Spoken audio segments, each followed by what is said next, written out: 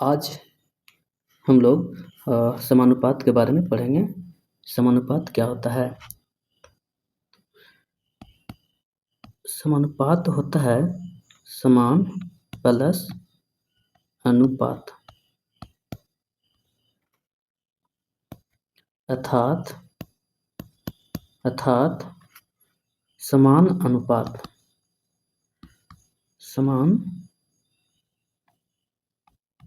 अनुपात मतलब समान अनुपात को ही क्या बोलेंगे? समानुपात। अब इसका परिभाषा देख लेते हैं समानुपात का।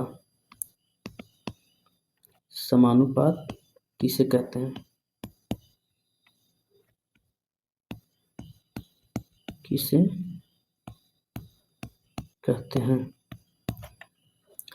इसका उत्तर है, यहाँ पर क्या देखे थे? समान अनुपात, ठीक है। जब दो, इसका परिभाषा देखेंगे, जब दो या दो से अधिक अनुपात समान हो तो उसे समानुपात कहते हैं।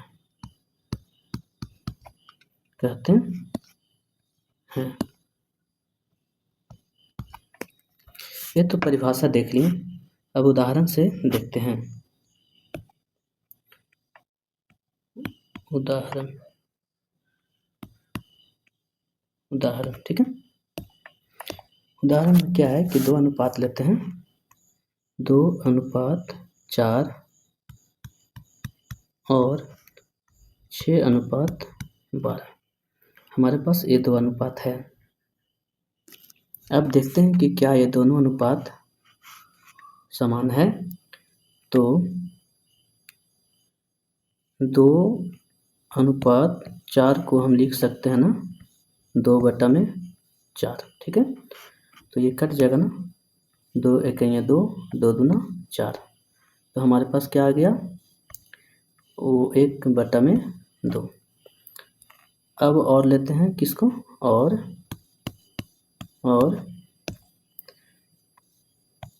6:12। इसको हम लिख सकते हैं किस प्रकार से? 6/12। पिछले क्लास में अच्छे से इसके बारे में पढ़ा था, अनुपात कैसे लिखना है। 6 एकैया 6 और 6 दूना 12, ठीक है। तो यहाँ पर क्या देखें, पहला अनुपात 2:4 को हम जब सरल किए तो 1/2 आ गया। और एक और अनुपात है 6:12, उसको सरल किया, फिर यहाँ पर भी क्या आ गया? 1/2। तो यहाँ पर हम इस उदाहरण से क्या देख रहे हैं कि 2:4 के लिए 1/2 आ गया और 6:12 के लिए भी 1/2 आ गया, मतलब दोनों अनुपात बराबर है, ठीक है। तो हम कह सकते हैं कि जो ये प्रश्न दिया हुआ है, ये जो प्रश्न दिया हुआ है 2:4 और 6:12, ये क्या है? समानुपात है, क्योंकि इसका अनुपात समान है, इसलिए इसको बोलेंगे समानुपात, ठीक है। हाँ, इसको हम इस प्रकार से भी लिख सकते हैं, इसी उदाहरण को ऐसे 2, 4, 6 और 12, ठीक है। तो हम क्या देखें कि इसका अनुपात दो राशियों का अनुपात देखने पर क्या आ रहा है? 1/2 और 1/2 दोनों में आ रहा है। तो हम कह सकते हैं कि ये राशियाँ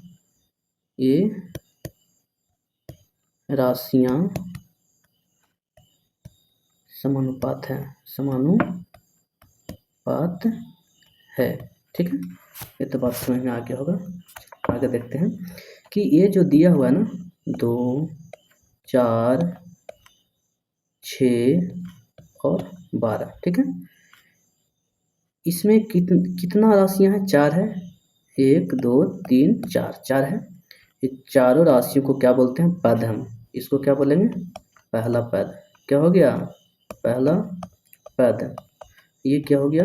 दूसरा पद, दूसरा पद। ये क्या हो जाएगा? तीसरा पद, तीसरा पद। और ये चौथा पद, चौथा पद। ठीक है, तो ये जो अनुपात दिया हुआ है, तो यहाँ पर क्या, ये क्या हुआ? पहला पद, दूसरा पद, तीसरा पद, चौथा पद, चौथा पद। ऐसा हम बोल सकते हैं इसको। अब आगे चलते हैं कि राशियां क्या दिया हुआ था? 4। राशियां क्या था? 2 4 6 और 12 और 12। इसमें हम 4 पद देख रहे हैं। कौन कौन सा? तो ये पहला पद हो गया, दूसरा, तीसरा, चौथा। क्या देख रहे हैं? 4 पद देख रहे हैं हम। ठीक है, तो अब एक चीज़ और यहाँ पर सीखना है। क्या सीखना है? इसी को बोलेंगे एक, क्या सीखना है? तो चरम पद। चरम पद किसे कहते हैं? ठीक है, तो जो यहाँ पर हम देख रहे हैं 2 4 6 12, इन्हीं चारों में से कोई ना कोई चरम पद होगा। इन्हीं चारों में से क्या होगा? कोई ना कोई चरम पद होगा। तो ये जो देख रहे हैं पहला और ये चौथा, ये क्या हो गया? पहला और ये चौथा, पहला और चौथा। इसी को क्या बोलते हैं? चरम पद। क्या बोलेंगे? चरम पद। चरम पद का मतलब समझ लेना है चारों तरफ। क्या समझ लेना है? चारों तरफ। अब देखो ना, 2 है, 4 है, 6 है, 12 है। हम इसको गोल घेरा बनाएं। यदि हम गोल घेरा बनाएं तो कैसा बनेगा? देखिए तो, ऐसा बन गया। तो ऐसा बना मतलब चारों तरफ कौन आ रहा है? तो 2 आ रहा है और 4 आ रहा है, 12 आ रहा है, इसलिए इसको क्या बोलेंगे? चरम पद। ठीक है, तो चरम पद का परिभाषा क्या हो जाएगा? तो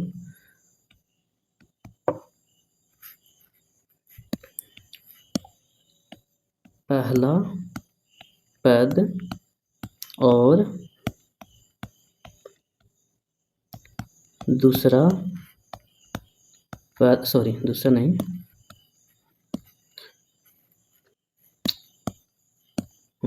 पहला पद और कौन सा है? चौथा पद। चौथा पद, पहला पद और चौथा पद को क्या बोलेंगे? पद को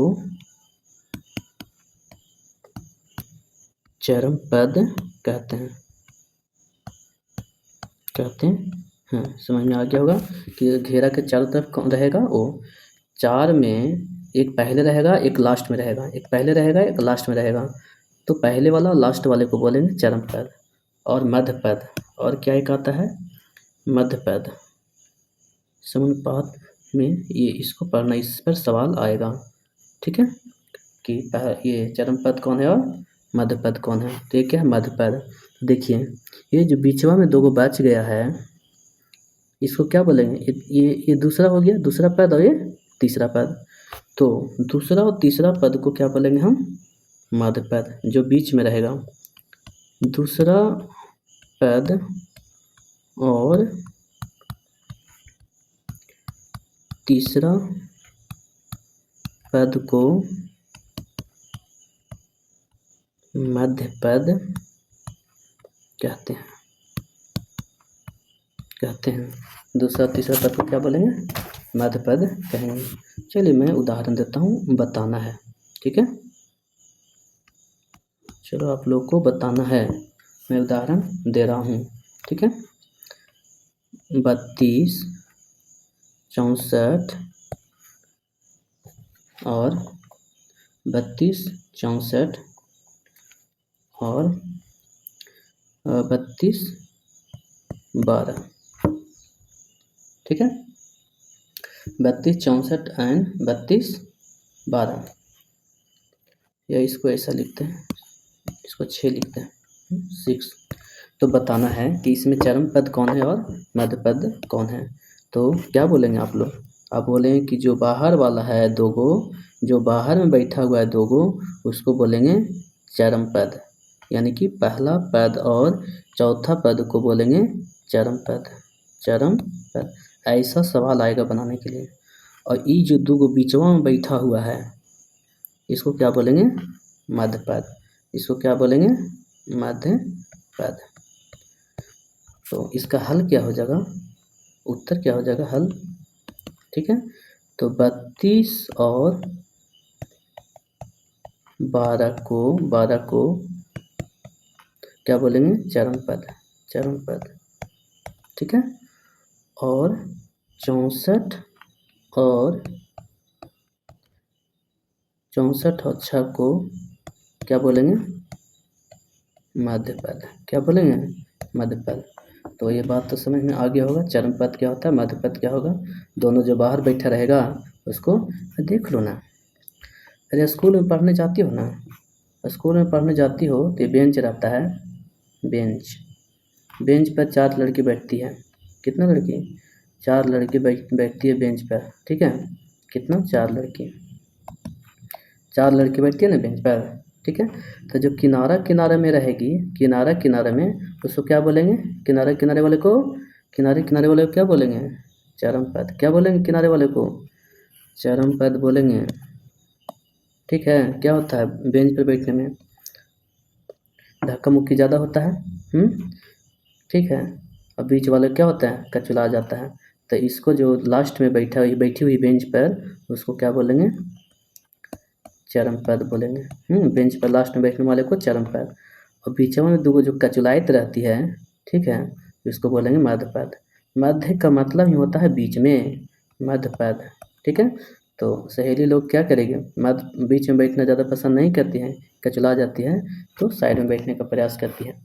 तो समझ में अच्छे से आ गया होगा कि ये जो बाहर वाला 2 है उसको बोलेंगे चरम पद, और अंदर में जो 2 बैठा है उसको बोलेंगे मध्य पद, ठीक है। तो अगले के वीडियो में हम बताएंगे, सॉल्यूशन करवाएंगे, हल करवाएंगे प्रश्नमाला 7 का ए।